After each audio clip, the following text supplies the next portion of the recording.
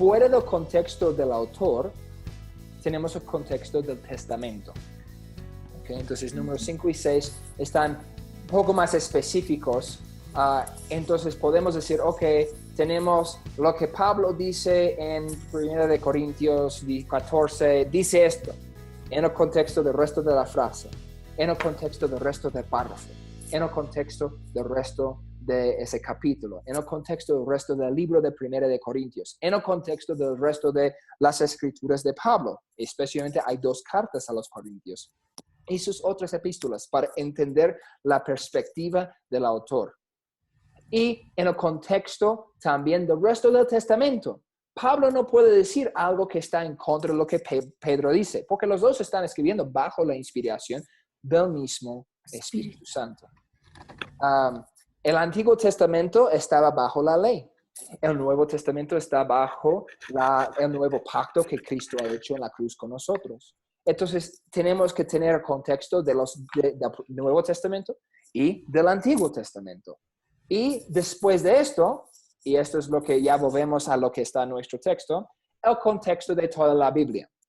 Sí. Obvio, hay gente que habla de diezmos, la perspectiva si es para la iglesia con ofrendas o para los levitas en el Antiguo Testamento. Ellos van juntos, pero ¿cómo podemos entender eso entre culturas y pactos diferentes?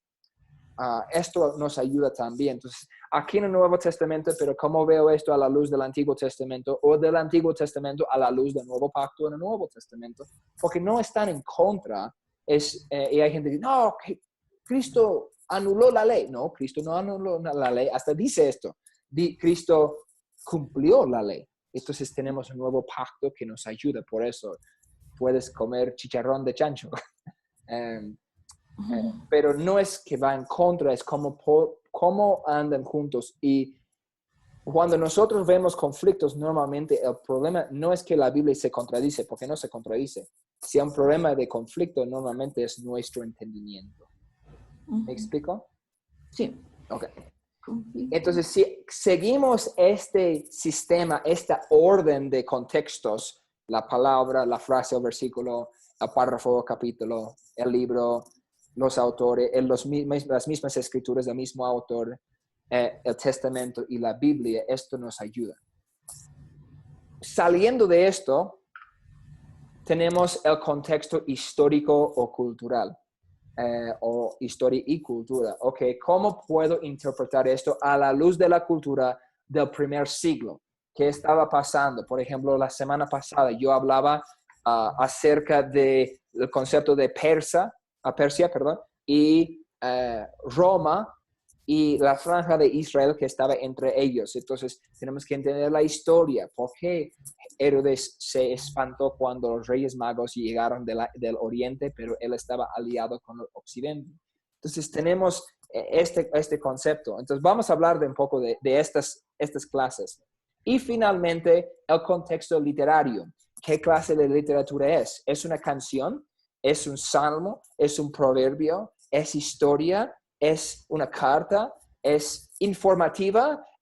O sea, ¿es descriptiva? Abraham tenía varias mujeres. ¿Eso significa que yo puedo tener varias mujeres? No. Eso es descriptiva. Describe lo que pasó. Y hay escritura también prescriptiva. O sea, no matarás. Está prescribiendo, está diciendo qué hacer o cómo actuar. Entonces tenemos que entender el contexto de qué clase de literatura estamos leyendo. Jesús dice, si tu ojo te causa pecar, hay que sacarlo. Si tu mano te causa pecar, hay que cortarlo. No estamos andando sin mano ni ojos. Pero Jesús está haciendo un hipérbole, o sea, está llegando a un extremo para hacer un punto. Entonces tenemos que entender la clase de contexto literario también. ¿Qué estamos leyendo en Apocalipsis? Si es simbología o si es real. Y hay pistas en el texto que nos explica qué está pasando, pero tenemos que ser bien, tenemos que estar bien atentos a lo que está pasando en el texto. Y hay pistas que nos ayudan a entender, ok, ¿qué está pasando aquí? Y eso nos ayuda muchísimo. Quiero hablar de un concepto que se llama el rango semántico. En la página 78 dice aquí, no queremos decir que no se debe utilizar un diccionario o léxico para estudiar las palabras, puesto que ellos construyen herramientas vitales de estudio. Sin embargo, así como son importantes, también tienen una gran desventaja. El diccionario ofrece al lector los distintos significados que una palabra puede tener, pero no puede identificar por el lector el significado apropiado de la palabra dentro del pasaje particular que estudia. O sea, puede decir, esto es lo que significa tal palabra hoy en castellano para nosotros. Pero estamos en el siglo XXI, en Bolivia, hablando castellano. No estamos en el primer siglo, o digamos el 8º siglo antes de Cristo, hablando arameo o hebreo o griego. Entonces tal vez significaba algo para ellos en tal tiempo, pero significa otra cosa para nosotros hoy. Para cumplir el propósito de este estudio, señalaremos la diferencia entre una palabra que se halla en un diccionario aislado de todo contexto y la misma palabra dentro de una frase en la Biblia, como parte de una frase bíblica. Ya no se trata simplemente de una palabra, se trata de un término. Término se puede definirse como una palabra dentro de una frase. Al ser utilizada dentro de una frase, dicha palabra adquiere un significado específico y singular. O sea, esta palabra en tal frase, hablando del contexto de Blanco, significa una sola cosa, no significa todos los significados de la palabra. Utilicemos como ejemplo la palabra trabajo. El diccionario provee varias posibilidades. El diccionario provee varios posibles usos de esta palabra: operar, esforzarse, funcionar, empleo. Sin embargo, utilizada como un término dentro de la frase trabajo en la fábrica, solo se refiere al sentido limitado al empleo de una persona. El rango semántico nos ayuda a explicar eso. Rango significa como distancia, tiene una variedad. Semántico es una palabra en la gramática que significa significado. Entonces, es el rango o la extensión de los significados de algo. Cuando lleguemos a la materia de griego, vamos a utilizar mucho este concepto rango semántico, pero nos ayuda hasta ahora también. Entonces, el rango semántico es que cada palabra tiene un rango de significados. Así que una palabra no tiene significado sin su contexto. Les doy un ejemplo en varios idiomas. Por ejemplo, en español, la palabra nada puede significar nadar, del verbo, o puede significar ninguna cosa. Entonces, o también puede significar de nada. Cuando respondemos a una persona, nos dice gracias, y dice no, por nada, de nada. O puede decir, ¿nadas? No. ¿El nada? No, no nada. Entonces, las palabras pueden tener significado, pero es el contexto de la frase o el contexto de la conversación, o en nuestro estudio, el contexto de la frase, el párrafo, el capítulo, el libro de la Biblia que da el significado a la palabra. Solo significa una cosa en su contexto. En inglés, hablé de esto la semana pasada, la palabra gay originalmente significaba feliz. En nuestros villancicos en inglés, nuestras palabras, nuestras canciones navideñas, usamos esta palabra, la palabra gay, mucho, pero son canciones antiguas, entonces significa feliz. Pero hoy en día casi siempre significa homosexual. Entonces tenemos que entender en qué tiempo histórico estamos hablando, porque esto también puede dar un significado diferente de la palabra.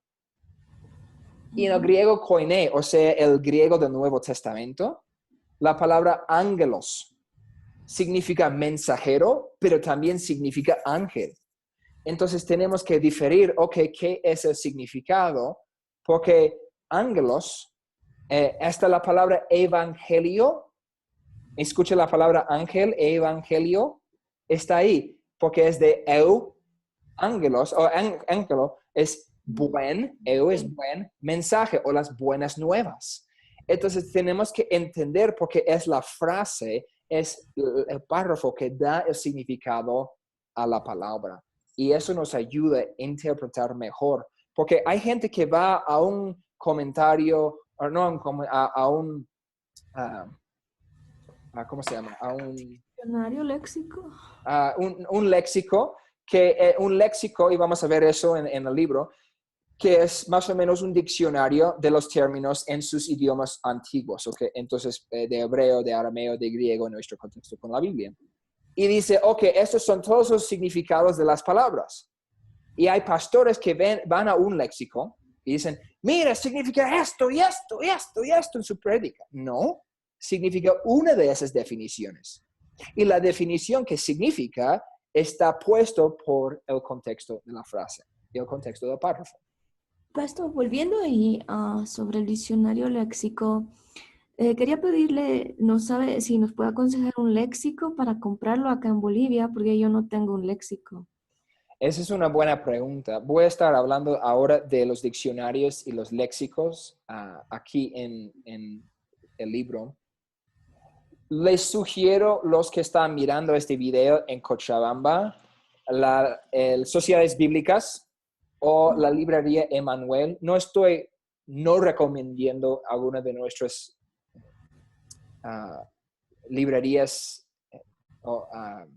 cristianas, pero librería Emanuel o Sociedades Bíblicas tienen mayor cantidad de recursos, y también los que están cerca de la avenida Circunvalación, el Container, también conocido por eso. Ellos tienen mayor nivel de recursos de estudio que pueden ver ahí. En inglés, yo les puedo hacer una recomendación amplia.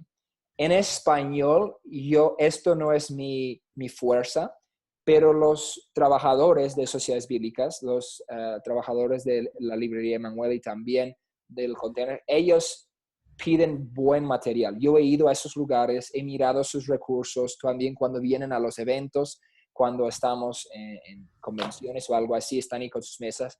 Los recursos que ellos tienen son magníficos, son de primer nivel.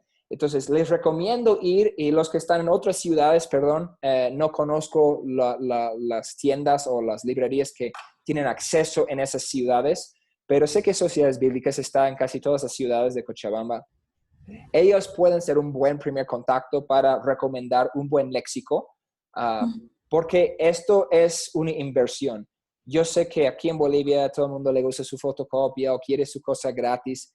Hermanos, les pido, esto es donde tienen que invertir su dinero y empezar a construir una biblioteca propia de recursos. Yo he traído un montón de libros y tengo más en los Estados Unidos en cajas que no he podido traer, pero he traído la más importante de mis recursos aquí para ayudarme, porque no es todo lo que está aquí. Yo no soy una computadora o algo así, sigo estudiando mucho. Y cuando hago un estudio, cuando hago una prédica, yo siempre estoy volviendo a mis herramientas. Un buen programa que sí puedo recomendarles está aquí, eSword. Eso es un enlace a esta palabra, a este término en el idioma original. Cuando es G, significa que es griego, y este es el número de la palabra en la concordancia.